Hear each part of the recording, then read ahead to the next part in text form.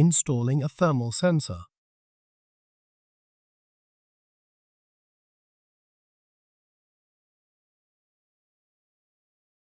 Note: the ThinkSystem ST45 V3 and ST50 V2 thermal sensor replacement procedures are identical.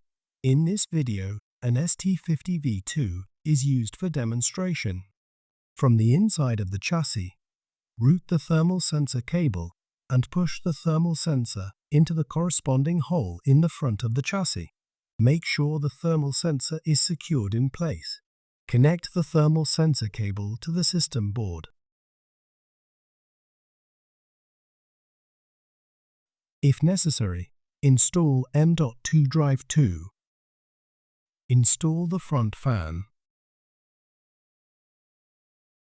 Install the server cover.